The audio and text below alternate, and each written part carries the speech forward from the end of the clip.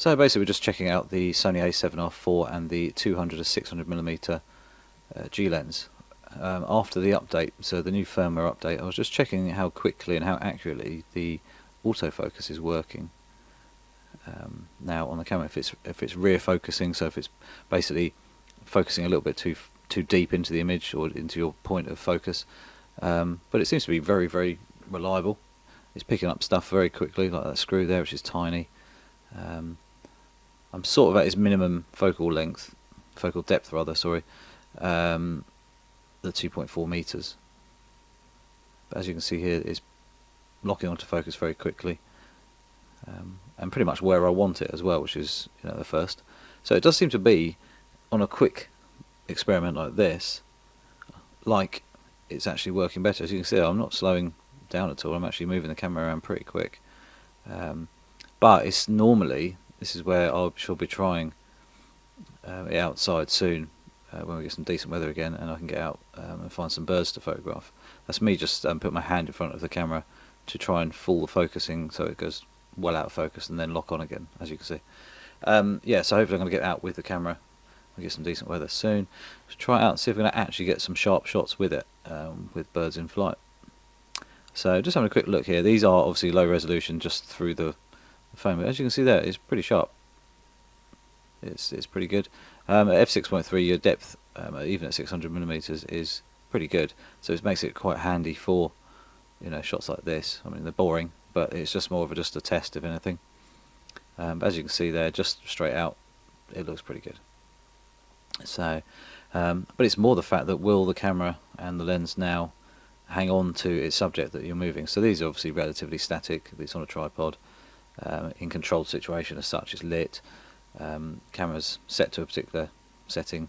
You know, so I can move it around and change it as and when. But you know, in the real world, I would be hand holding the lens probably, walking about, and then you see a bird in flight or whatever, stand still and track the bird as it flies past. Which obviously, like I said, I'll be trying soon. But this was just interesting to see how the focusing is now working. It does seem to be more reliable, a little bit more quick. This is where I found out that I'm actually within the... It was focusing, but it wasn't focusing as in I'm just on the limit of its minimum focus. There you go, so straight, absolutely fine. But as I'll show you here, it's pretty quick. There you go, so nicely in focus, and it's locking onto the places where I'm thinking, okay, yeah, lock on there, not a problem at all. But like I said before, it's when you're trying to track a bird, it seems to be almost behind the bird. You know, you're moving too quickly for the focusing system, or something else is up with it. You know, it's not really quite right. So that's the struggle. So that's something to play around with the next week or so. Here's a couple of shots here, just so you can see what the quality's like. Really, it looks pretty sharp generally. So that was a 200. Sorry, that was a 200mm. These are at 600. So the cotton bud there, it was focusing nicely, in zone as well. So basically, I could pull it right a little bit. As you see there, screw, nice and sharp. Like I said, not the most exciting photos in the world, just pure autofocus testing really. Lowish light situation, with a little bit of backlight, and it focused on no trouble at all. It was within the, just about in with the distance, obviously the minimum focusing. And then here on the quick release of one of the tripod heads for my Rotolite EOS, you can see there, it's lovely and sharp, clear. And then an old PC fan, you can see the writing very clearly, which is great. So you can see things out of focus, which is nice, and you get a little bit of you know, nice shallow depth of field in some areas that you want it. As you can even see here, the 20p is nice and sharp, but the tripod and everything is almost in, and then it just disappears off into a nice soft background, which is good. But yeah, that's kind of it, guys. And obviously this hat here, the airborne hat, nice and sharp as well.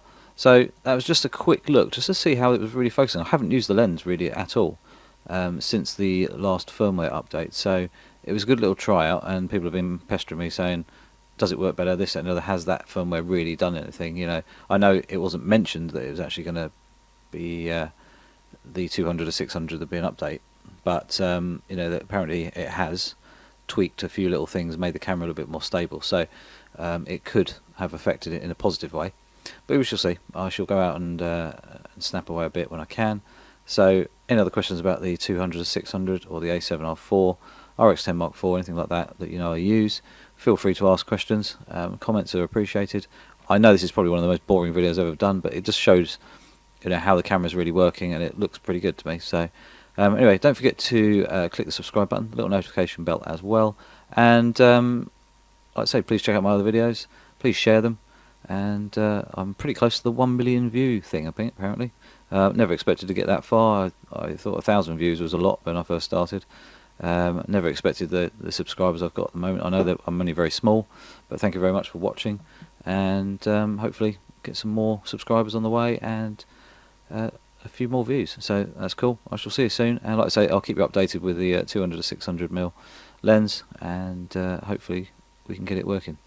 If you've messaged Sony at all about it, feel free to use my links, the ones I've used for, obviously it's moaning about it, about the 200 or 600 and the A7R IV not working quite right.